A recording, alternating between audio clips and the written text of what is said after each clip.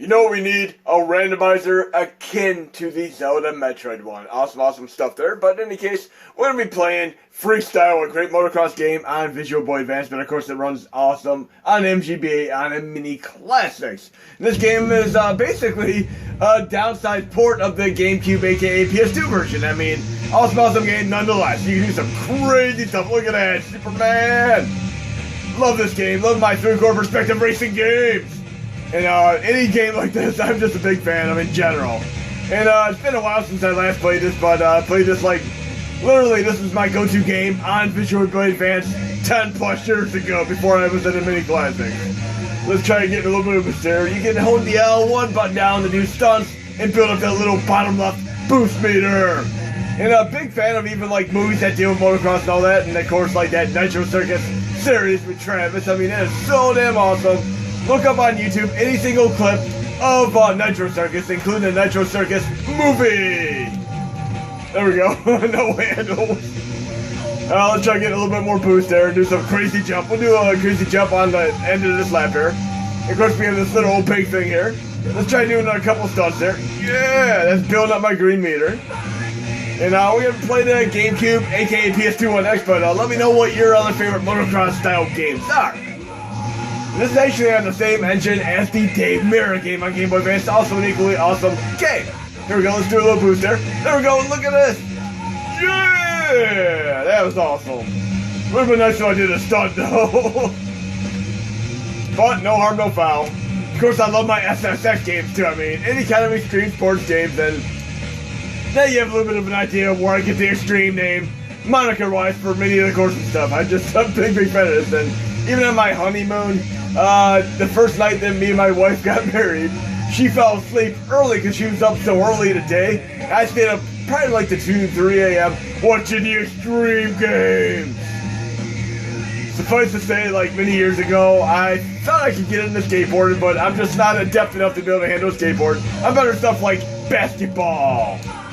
But at a point, I traded like almost my entire NES collection for a skateboard, and I just never got good at it. But I'm awesome at playing basketball. But in any case, we're going to pause this. We're going to go to the GameCube version right now.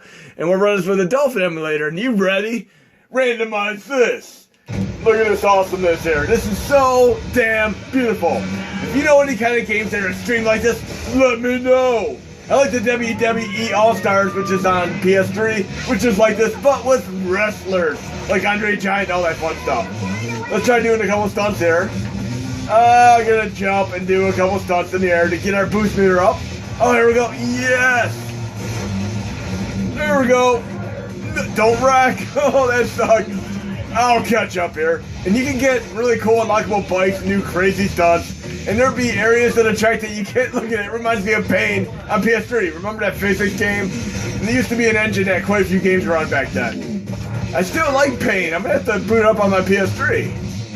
Where you can literally like launch yourself like Bomberman style. Let's try doing one of the crazy jumps. But yeah, you can like to the left there's a little bit of a shortcut, but you kinda need a better bike to do some of these shortcuts. Let's see if we can do something here. Okay, there's gonna be more jumps here. But yes, let me know your favorite extreme style game.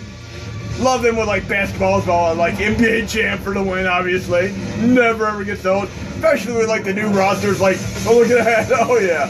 And of course Tony Hawk series. I mean the original Tony Hawk, I played the hell out of it. I love how the tracks got almost like reality based to fantasy based. No, not good enough there. Now I still have the Tony Hawk on Wii, and that's quite an interesting game to boot. Oh, we need more boost. And this game is really cool when you like literally get the full boost and it goes like, I'm freaking out, man. Kind of like Super Troopers. And I watched that second Super Troopers movie last year. Fun movie. And I'm going to have to say today, when I'm done with this and do my other shenanigans, I'm probably going to watch that Mortal Kombat movie. And you know one thing that I actually did enjoy? I got the Quibi trial, which is like that bit-sized streaming type thing. It's almost like YouTube videos, but not on YouTube.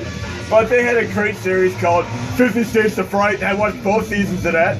Then they had the one series called The Stranger. And spoiler alert, I'm going to give a little bit of the setup concept for it. But basically, a woman orders an Uber, and don't listen to me for like the next 15 seconds if you don't want to know the little concept for the thing. But if you do, listen to me. She orders an Uber, the guy picks her up. Oh, sorry.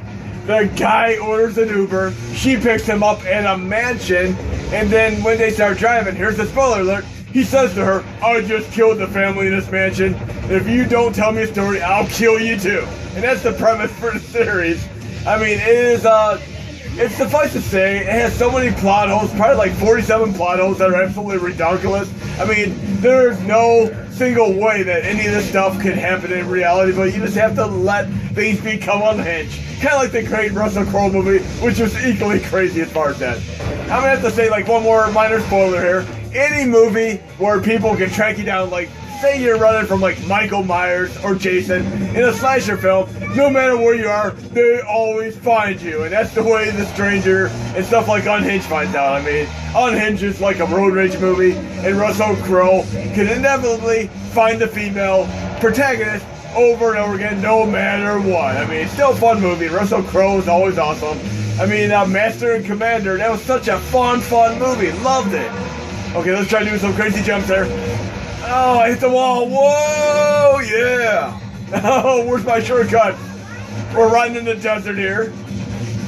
And, you know, one anthology series I used to absolutely love was The Hitchhiker, an HBO series in the 80s. And it's like the Alfred Hitchcock anthology psychological series from the 50s. And some of the twists were actually quite interesting. I mean, I've actually picked up The Hitchhiker on DVD, but I had to order from Canada because it literally was not in the United States. And there was another movie that I grew up with called Super Fuzz, which is a great superhero movie, like a parody of superhero movies. Oh, wow. And he was, basically his weakness was the color red. And literally I had to get the DVD from it from Canada, but obviously later on they released it over here. And the guy in that movie is actually in quite a few other comedies. I mean, he's an Italian actor, if I remember correctly. But it was such a fun movie, I mean. And then going back to like even earlier years when I've had like HBO, Cinemax, Showtime, all that fun stuff. And literally when I was a kid, one of the first acts I ever did was messing with the cable box and the TV and getting like Showtime, HBO, all that stuff pretty much like for free. I mean, there used to be like a little tuner dial on the TV, and I'd mess with it, and I'd get like Cinemax, and I'd watch like, oh jeez, I'm failing so bad here. I would get like Maximum Overdrive on Cinemax just by tweaking with it, and then I'd get Showtime by playing with the dial, and there'd be the cable box, which was like a switch that went between 3 positions, and there'd be like 23 buttons across it for like 60 channels, and if you did like half-ass button pushing, you get stuff like the Playboy channel, which would normally have a decoder for like, you know, Showtime and Playboy. Oh, jeez. And when I was younger, somebody actually showed me a hack where you could actually go inside a cable box, depends which box you're going inside, and I got 6 place mode activate. We'll try one more track real quick, but anyways, I'd go inside the cable box, and basically showed me that you could basically, we're gonna do a restart, we're gonna try this one more time. He showed me a little trick where you go to a cable box and basically use a little blowtorch and melt the little point and get all the channels unlocked. I mean, it doesn't work in all boxes, but back then we did it and it did work. And it is what it is. I mean, I love being able to figure out hacks and stuff, but I wouldn't recommend doing this at home. I'm not a trained professional, as you can see. I got 6 place mode at doing this. We're going to try to do a little bit better this time, get more stunts and stuff. Yeah! Yeah, there we go. Let's not wreck. Oh, we broke our head there. Okay. Again, try out Paint for PS3 if you're able to. If you don't, right? I'm not sure if they ever put that on like any other system like PC or such, but I've always had fun with that. I even got like some of the DLC for it. We're gonna try to get us done here. And I do legitimately pay for my TV and cable and all that now. And literally like a few days ago, I downloaded a 2.2 gigabyte file, and it downloaded in like 17 seconds. I'm like, what the hell is going on here? Is this a corrupt file that just downloaded? And then I got a notice in the mail 2 days later, not for like downloading something illegal. It actually told me that my internet connection was free updated to fiber optic, and I have like a 1,000 megabit per second connection now, so I was actually pretty ecstatic. Now I'm able to watch like 4K videos with like Netflix and all that fun stuff. Oh, almost ended that time. Oh, jeez. But yes, fiber optic is the thing in many, many areas now. And I remember like even way back when I had 56K and I was on the old Mini Nova org, which doesn't even exist anymore. I downloaded like the entire MAME set way back on 56K. And lo and behold, when I tried to get a game like Prehistoric IO2 for Neo Geo, it took me like 5-6 hours to download it. There was no download manager back then, and it would fill miserably. And I'm like, oh damn! And after like 11 tries, I'd finally be able to download it. But yeah, 56K Mini Over org, I got everything back then, way back. But it's just so awesome. I mean, one of my mainstays for PC is always to have like a collection of arcade games and NES games, I mean, and I buy all these legitimately if they actually made them available. I mean, that's what kind of surprised me about the Capcom Home Arcade, is that they actually were able to get the rights to have Aliens vs. Predator Arcade, which I never thought would be feasible. And it's kind of interesting, like, if you ever do like a video and you have monetized videos for YouTube like I do and Pat and Plays has, if you do them for like Aliens or Predators, they can actually do a copyright strike on you because they protect their music. I mean, you use the music from like a Predator movie, they might give you a copyright strike. And other than that, like even Konami, when I've done videos where I play literally just concert for NES, they throw copyright strikes at me. Of all things, I mean, Nintendo's actually tried to do little things where if anybody plays a Nintendo game in their videos, they have to try to take them down. Then they tried like getting part of the monetization. So there's a little bit of like almost like a little trial. And people are allowed to do it, but of course Nintendo can still adhere to the standards of doing like copyright strikes. I want to get a bike good enough to go through that hole, jeez. I hope I get better in 6th place this time though. But like I said, Freestyle is damn awesome. I used to play this game, the hell out of it on my Gamecube, and the main reason I even got a Gamecube to begin with was for F-Zero GX, which is by far my favorite game on the system, along with Phantasy Star Online V2 Plus. And the thing about V2 Plus is that it actually was taken off the shelves because you're able to use the broadband adapter to literally use an earlier version of Dolphin and stream ISOs to your TV using the Gamecube. It was so crazy at the time. Oh no, that was a fail, No, I lost my place.